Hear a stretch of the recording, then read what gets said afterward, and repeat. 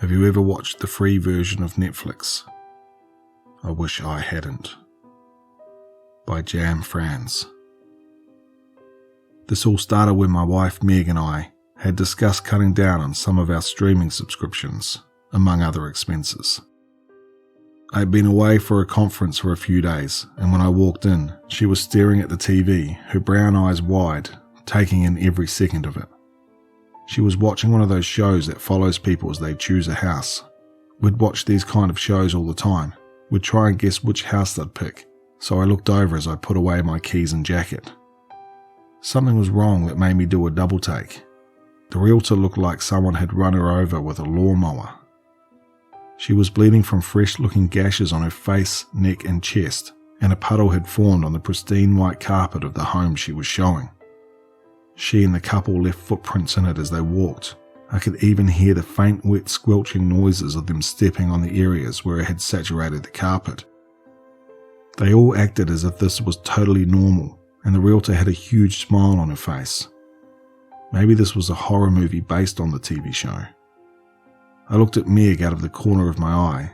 If she thought this was abnormal, her face certainly didn't reflect that. She's very squeamish and hates anything violent or gory, so I was surprised.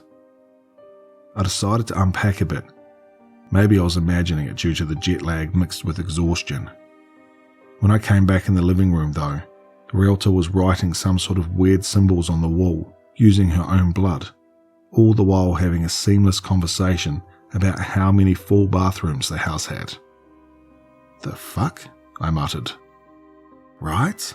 Meg gave a little laugh, not taking her eyes off the TV. "I don't know why some realtors show houses so far above their budgets. Why do they need 4 bathrooms for 2 people?" As we do most nights, we ate while watching TV, but unlike most nights, I had lost most of my appetite. I stared down into my bowl. The red of the spaghetti sauce and the way it had splattered against the white bowl as I had spooned it in just wasn't sitting right with me. I couldn't help but see the bloody carpet and the couple traipsing through it. Meg was eating unfazed, like we had seen any normal show. I started to get worried. Was it just me? Man, the show was weird. The music, colours and logo were a bit off, for lack of a better word. The recap and other voiceovers from the usually gentle-sounding narrator were aggressive, and she at one point called the couple undeserving of his attention and consumption. But other than that, and whatever the hell you describe what the realtor was doing, the format itself was just like any other episode. In case you were wondering, they chose the last house, the one I had walked in time to see. When the show did the portion where they show the couple fully moved in, the blood was still on the wall. Places that looked like they had perhaps flaked off had fresher looking blood filling the gaps. The couple had placed their bed under it, like it was some sort of macabre live, laugh, love wall art. "So, what did you think?" I asked her, hoping she'd say something to make me feel less crazy. "I still don't know why they needed 4 bathrooms," she smiled, brushing a strand of hair out of her face. I noticed a nasty looking cut on her palm. "What happened to your hand?" "Oh yeah, I cut myself prepping lunch the other day. You know me," she laughed, waving it off. The next night after we were both off work, I could hear her watching one of those wedding dress shows while cooking. I was reviewing my notes for an upcoming work presentation in the next room, but from what I could overhear, it sounded normal enough. I stuck my head out in time to watch the mother of the bride-to-be take a knife and slowly, carefully, carve a long strip of flesh from her ankle to her hip with a glowing smile on her face. She then proceeded to tie it around the waist of the dress her daughter was trying on, like a sash. As the lower half of the dress slowly changed from white to pink and then red, the salesperson laughed and said, "Looks like you found your something borrowed." She said yes to that dress.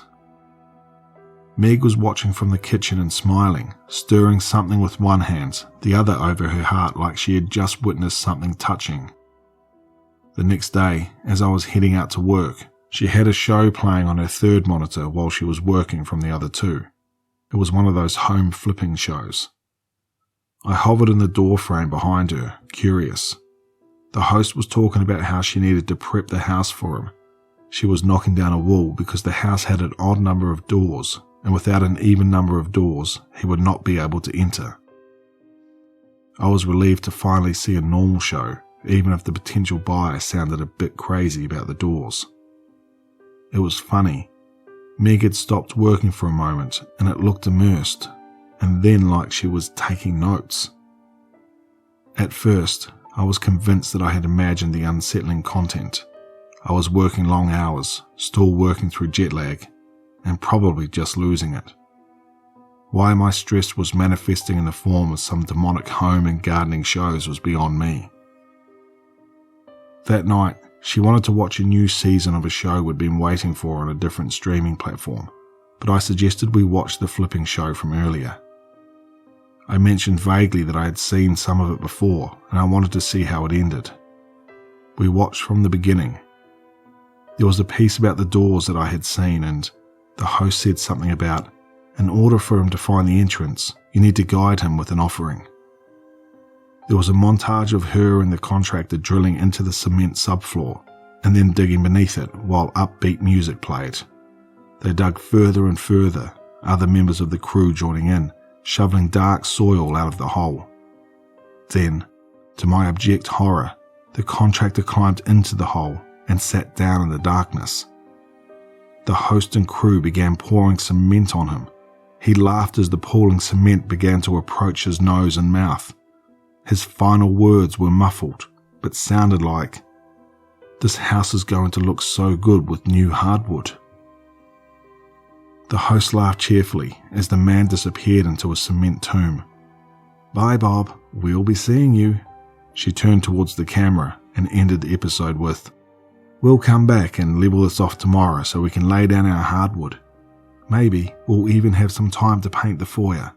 Stay tuned for his glorious return, Michael." Meg yawned. Meg, what did they do?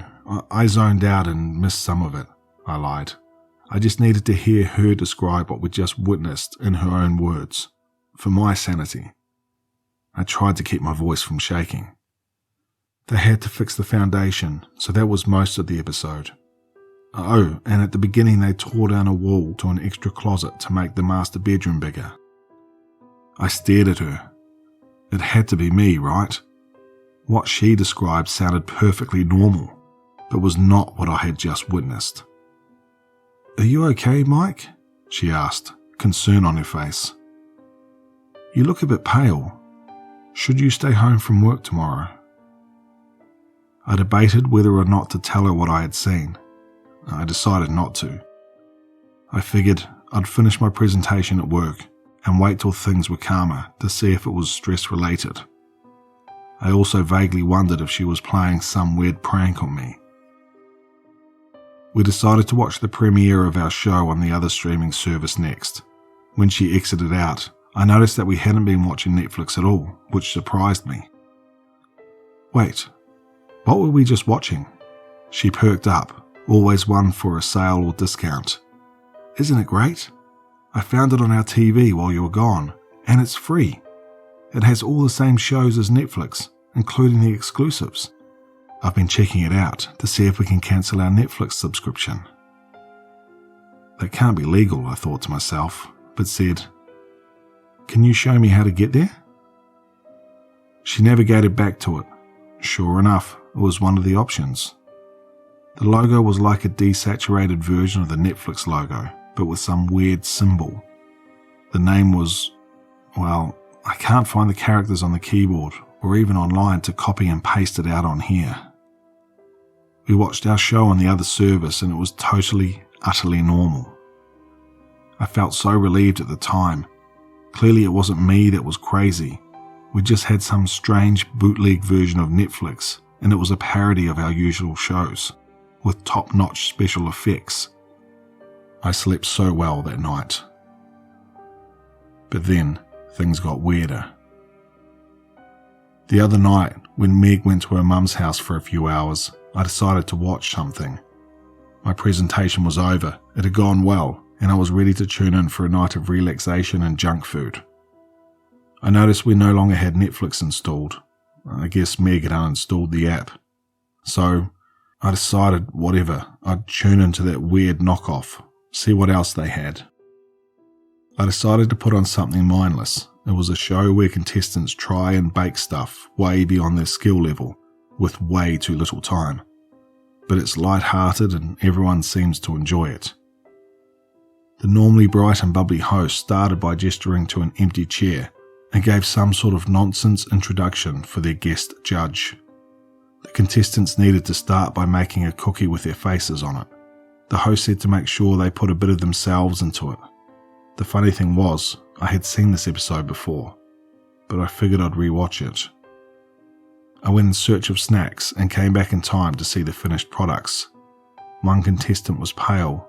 Her mascara streaked down her face as she took quick, shallow breaths, a blood-filled glove on her hand, but she looked pleased otherwise. The host took a bite. Chewy texture, but good overall, one said thoughtfully as he turned to speak to the camera. You must bleed for him, Michael, he added. The next contestant had... Actually, how do I put this? Removed most of his actual face and draped it over the top of the cookie. Literally. Wonderful. You made the right decision.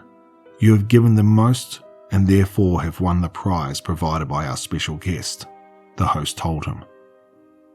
The contestant made some sort of grotesque expression with what was left of their face that I believed to be a smile, and then passed out. There's only so much gore I can take. If every single show was like this, I decided I was going to tell Meg we'd either eat the fee for Netflix or just find new shows, because sometimes you just want to sit down and watch something that doesn't involve very realistic looking mutilation. Sometimes you just want to watch people make some cookies. I had misplaced the remote, so I started searching, lifting up a couch cushion. Michael. I jolted up when I heard my name. Then I realized it was probably one of the contestants. I mean, it's a fairly common name. I looked under the sofa next. Michael, look at me. I did this time. The host was staring at the camera. Her voice was deep and raspy. Michael, you must give of yourself to him. I blinked. Didn't she have eyes a second ago? I backed away, stumbled. This was freaking me the hell out. Michael. She had opened her mouth. How did she open it so much? So wide. It was so dark in there. Did she unhinge her jaw? I felt pressure behind my eyes and I heard an odd buzzing sound. I couldn't tell if it was coming from the TV or my own head. The raspy voice now sounded like there were others layered on top of it. It was the only thing I could hear over the buzzing. I think I dropped to my knees with my head in my hands at that point. Michael, he will show you. He will help you see. But you must invite him. The buzzing drowned out everything, and I had suddenly felt like I did when I had vertigo once as a kid. I felt a sudden, sharp, searing pain, which is what snapped me out of it. I don't remember what I had done between falling and when I had snapped back from my stupor, but when I came to, I was standing in the kitchen, blood dripping from a jagged cut across one hand, my house key flecked with blood held in the other. The show was still playing in the background. Next to the contestants was now some sort of darkness, like a dark void that radiated nothingness around it like a dark halo.